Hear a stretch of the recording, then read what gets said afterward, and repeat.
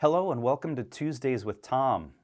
Tom's away this week. He's off exploring the Atlantis in Reno for our upcoming Reno conference in May 2022.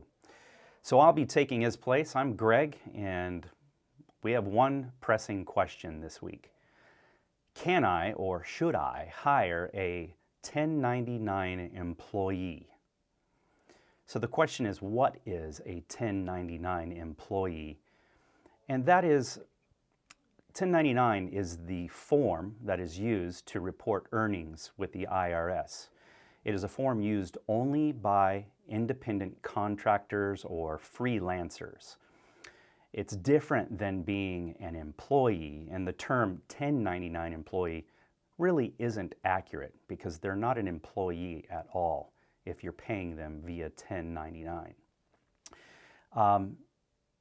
What should you consider if you're thinking about hiring a 1099 employee? Well, the first question you would want to ask is, why do you want to do this? Many people will say, I'll save on taxes, and that is true because a true 1099 employee should be paying their own taxes. I'll be saving on insurance, and that could potentially be true as well if that 1099 employee carries their own insurance. By the law, if you're being paid as a 1099 employee, then you are a contractor and you must have a business entity to support that. So think about how a business entity would act as an employee. Is that even possible? Employees, you have control over your employees' time. You set them up on a schedule. The employment agreement is set. With a 1099 contractor, they may have their own schedule. They don't have to answer to your schedule. So there are some things that you would want to consider before you move this direction, and I would recommend that you avoid it completely. Another question you might ask is, what are the monetary factors that you have control over?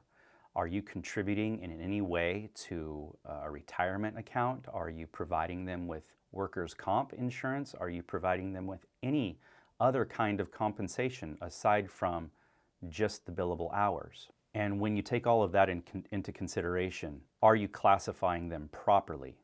Misclassifying an employee as a 1099 employee versus a standard employee can get you into a lot of trouble. If you do this and the EDD or the IRS catch wind of it and they decide to do an investigation, and if through that investigation they find that this individual is more like an employee than a contractor, you will be responsible for paying many fines and possibly even compensating for different things like vacation, sick days, maybe even contributing to a retirement account. Basically, when it comes to caregiving, that is a job that you want to have control over. There are private duty caregivers out there who work for themselves. They do not work for a home care agency, and they are available as 1099 employees. They're already set up in some cases with the proper insurance and with the business classification to do this.